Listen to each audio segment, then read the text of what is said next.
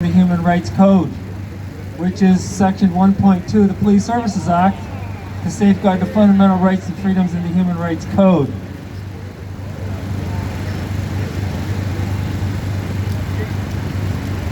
The Lieutenant Governor, through order, declared a declaration of emergency. I've got the order right here. It's got the Lieutenant Governor's signature. It's not so much the Premier, it's the Lieutenant Governor.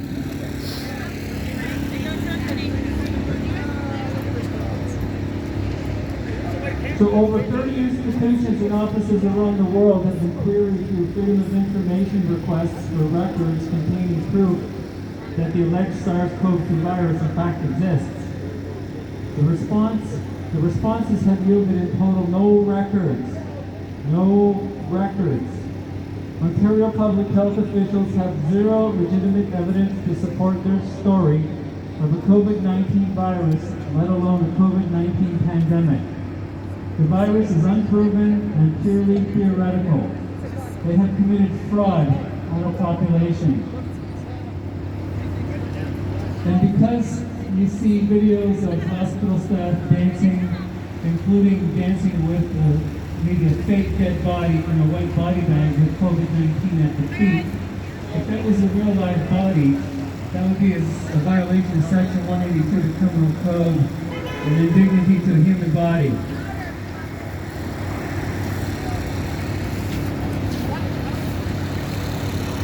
The Lieutenant Governor, through order, violated the fundamental rights and freedoms in the Human Rights Code. I asked the police to lawfully take into custody the Lieutenant Governor and Premier for violating a statute, Section 7.0.2 bracket 1 of the Emergency Management and Civil Protection Act, where all measures must be done in accordance with the Charter. Okay, the Lieutenant Governor and Premier violated that section. Disobeying a statute is Section 126 Criminal Code violation. I asked the police to lawfully take into custody the Lieutenant Governor and Premier for violating Section 126 of the Canadian Criminal Code, disobeying a statute. The Lieutenant Governor also did cause interference with the right to the gaining of a livelihood. Section 6, subsection 2, subparagraph B, the right to gaining of a livelihood. That's also disobeying a statute. I asked the police to lawfully take into custody the Lieutenant Governor and Premier for violating the right to the gaining of a livelihood, a protected right and freedom. Also, the measures were not demonstrably justified. You guys don't mind not intimidating all the people? That'd be great. The report on the 129-day lockdown, the declaration of emergency, never once discussed or disclosed the resources in question, nor the criteria, nor the circumstances requiring the declaration of emergency. It's deemed a fraud. It's deemed a hoax. I asked the police to lawfully take into custody the Lieutenant Governor, Elizabeth Doddswell, and Premier Doug Ford for hoax regarding terrorism. Section 83.231 bracket 1 of the Canadian Criminal Code and Section 83.01 bracket 1 bracket B of the Canadian Criminal Code, domestic terrorism. And because there's a death and it's suicide, because there's a death and it's domestic terrorism.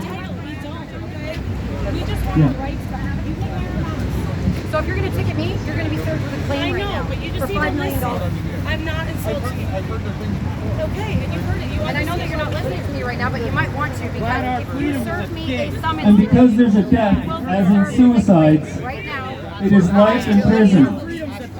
And so I'm asking the police to So I'm not lawfully trying take to into be custody. disrespectful. I'm not trying to be unpeaceful, guys. I respect you guys. I love your work. And since Stand there's a by you death guys, especially when they come to defund in relation you. to domestic But terrorism they have and the hoax right. regarding terrorism, And it I would becomes life in suggest prison. check out On Guard for Thee. So I'm asking the He's starting police to take our lawfully side take into across the custody country, and we need the it. Lieutenant Governor and Premier. No, stop, please. Stop. Stop. Stop. No. Stop. Nobody Hey, can be hey interpreted guys, that way. let the gentleman with the microphone speak. speak because I believe Let he him has speak. something to say. No, just respect.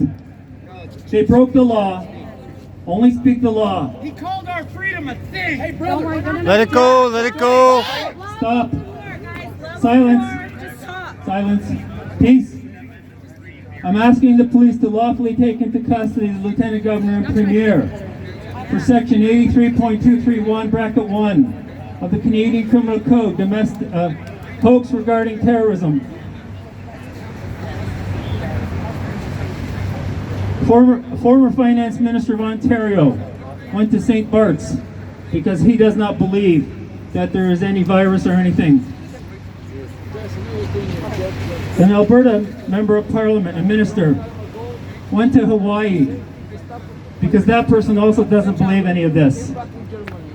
They're showing that it's a hoax. I believe also that Justin Trudeau, somebody told me today, is in the Bahamas. Yeah, Justin Trudeau's If that's the case, it's also another example of a hoax. It sounded crazy to me. So I again ask the not at police Harrington. to lawfully take into custody the Lieutenant Governor and Premier for hoax regarding terrorism, Section 83.231, Bracket 1 of the Canadian Criminal Code, and Section 83.01, Bracket 1, Bracket B of the Canadian Criminal Code, domestic terrorism. And since there's a death, and there are many deaths regarding suicide, it's life in prison. The police can act by lawfully taking them into custody, you can act, but do it for but fun. by assisting in prosecutions and put the Lieutenant Governor and Premier in prison for life. I'm asking the police to assist to put the Lieutenant Governor and Premier in prison for life for 83.231 Bracket 1 and 83.01 Bracket 1 Bracket D of the Canadian Criminal Code.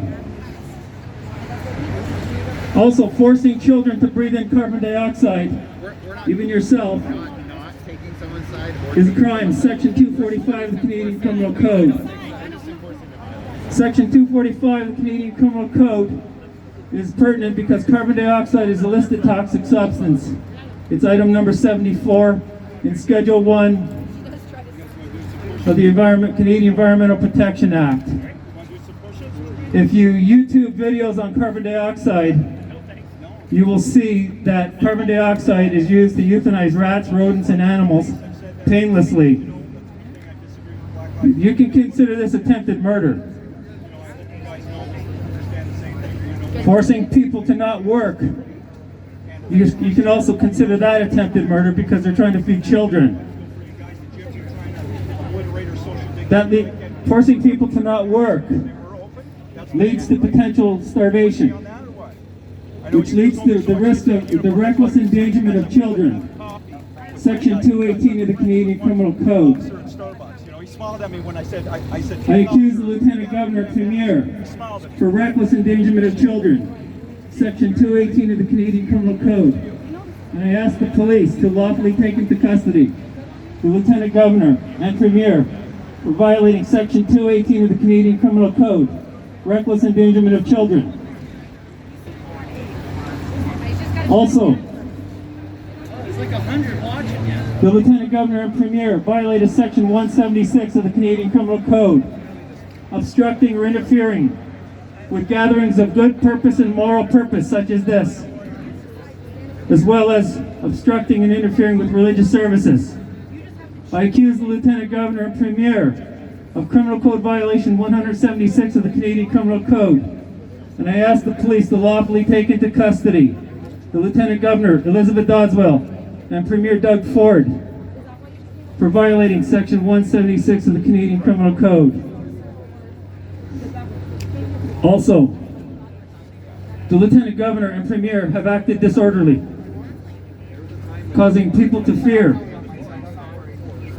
The police have the duty under Section 17 of the Mental Health Act to take the Lieutenant Governor and Premier into a hospital to be examined by a physician. So I'm asking the police under Section 17 of the Mental Health Act to lawfully take into custody the Lieutenant Governor and Premier. I don't know, for some reason they're not doing their job. They're not listening to you. We are asking the police to do their job and uphold their oath. Officer, can you please respect this man's wishes? My reason for being here is to safeguard the fundamental rights and freedoms in the Human Rights Code. I'm asking you, the police, to obey Section 1.2 of the Police Services Act to safeguard the fundamental rights and freedoms in the Human Rights Code.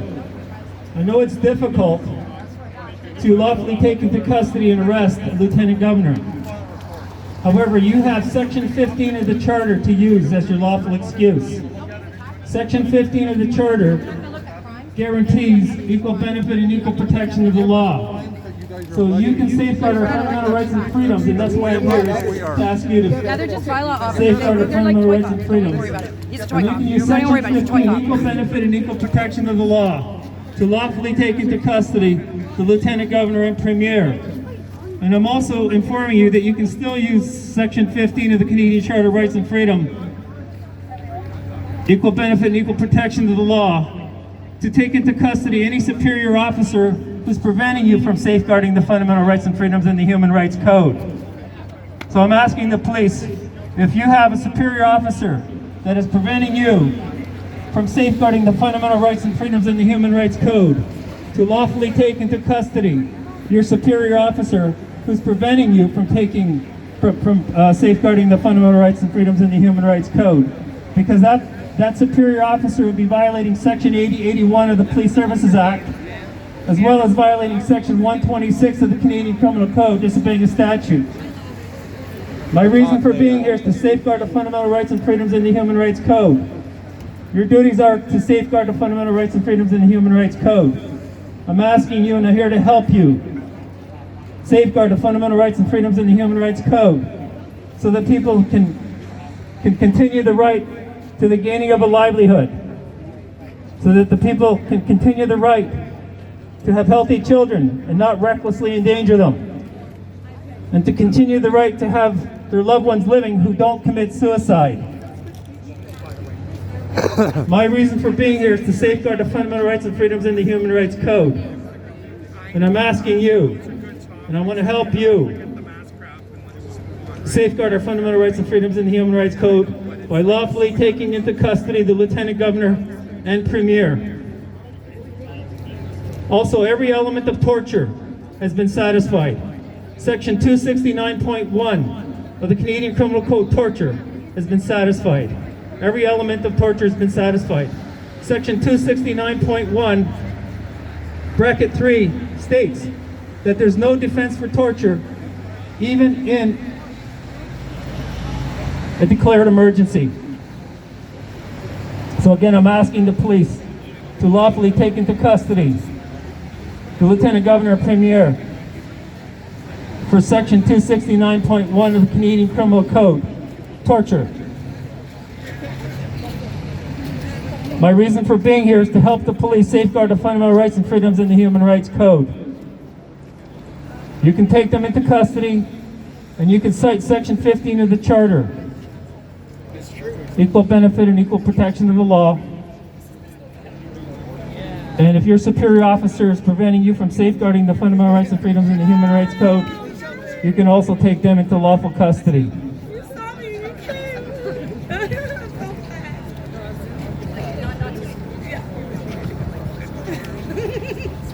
I know, this is the thing. Nobody I know does this. I found it. So, how much is for you? I have pictures here My phone died. of people in hospitals dancing because hospitals are empty. These people are dancing because they have a lot of time, because there's no war zone in the hospitals. And the top picture right here is a picture of hospital staff carrying a dead body with COVID-19 written at its feet in a body bag. I'm sure it's a fake body. This proves that it's a hoax. And since the report on the 129-day declaration of emergency did not disclose the resources in question, the criteria, or the circumstances for the declaration of emergency, it is deemed a hoax. And I'm again asking the police to lawfully take into custody the Lieutenant Governor and Premier. Lots of pictures here. Dancing in the hospitals.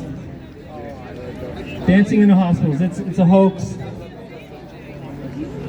SARS-CoV-2 has never been isolated. There's been no virus that's isolated. The PCR test is not an effective test for anything that they're using it for. So may I remind you, the duties of a police officer. Police, I hope you're listening to this. Get them to face the cops. They're like the Face police the forces. police. I'm scared of them. That's okay. Scare of them. No, I'm scared of them. But they need to hear this I'm back. We scared. are asking for their assistance. My reason for being here is to safeguard the fundamental rights and freedoms. I would never be here otherwise. That's my reason for being here. And I want to help you safeguard the fundamental rights and freedoms in the Human Rights Code. I'm scared of them too. Very intimidating. Very scary. Actually, that's true. I do feel intimidated. I feel very intimidated. How many people here feel intimidated with these police officers wearing their masks? We feel intimidated. Show of hands. It's their choice. Let them do it, guys. They'll figure it out. We are here for freedom. We're here for our. They have the right to exercise No, their I've been choice. told by police officers and retired police officers that they're not acting to safeguard the fundamental rights and freedoms in the Human Rights Code because they'll get a desk job, or if you don't line up with management, they'll punish you, or they'll make life difficult for you, or maybe even make you lose your job. So that would cause police officers to act in the self-interest of themselves at the expense of carrying out a public duty. That would be a criminal code violation of the police. Section 122 of the Canadian Criminal Code, breach of trust. And breach of trust by an officer can get the most serious punishments, even for first-time offenders. The Global Preparedness Monitoring Board put out a document with a copyright date of 2019, with a release date of September 2019, telling of a UN and WHO planned simulation and training exercise for the release of a lethal respiratory pathogen. On one of the pages were progress indicators for September 2020.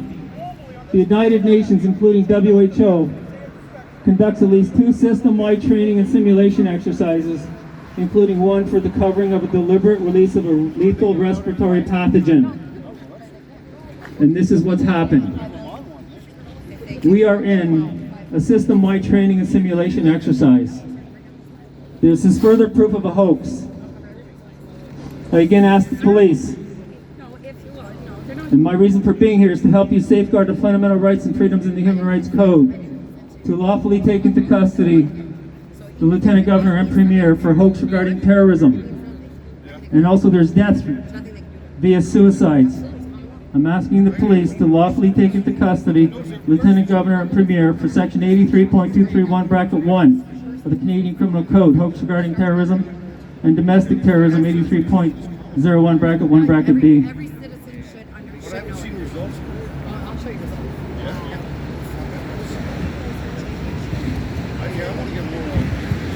Anthony? Anthony! Can I speak? Anthony! Did a good job.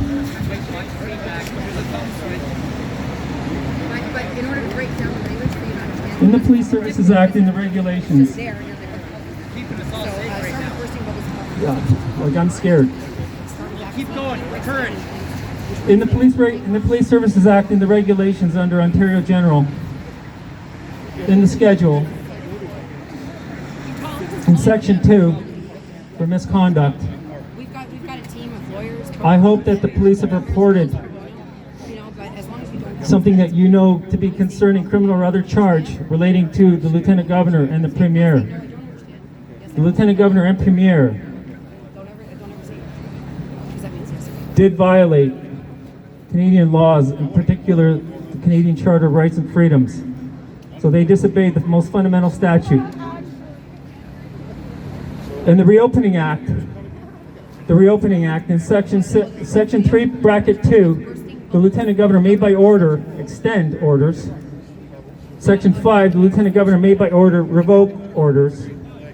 It's the Lieutenant Governor who's made the declaration of emergency.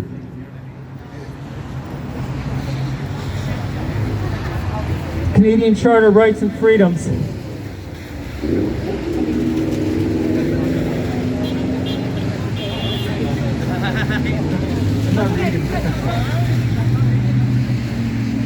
Section 7.0.2, Bracket 1 of the Emergency Management and Civil Protection Act states that the purpose of making orders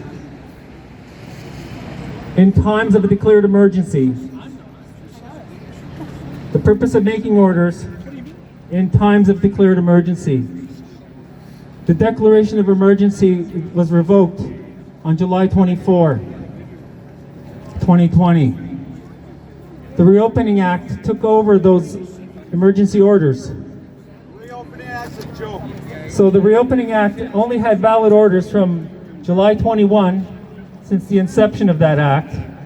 And that act was enacted by the Lieutenant Governor, Elizabeth Dodswell. So those orders were only valid from July 21 to July 24. All of those orders are no longer valid.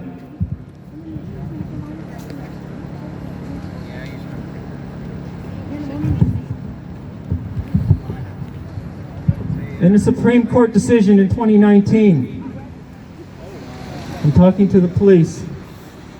In a Supreme Court decision in 2019, the Supreme Court judge said, where there is uncertainty about the law in force, it is incumbent upon the police to make inquiries that are reasonable in the circumstances. For example, by suspending their activities. I would like you to suspend your activities. We're all peaceful here. In order that you may consult with others and reread relevant provisions and available documentation. That's Jack, everybody. And it's wonderful. You know, he does his work and this guy just dissects the criminal code.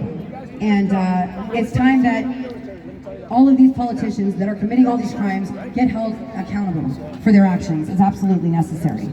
So thank you to the bylaw officers. The bus is moved.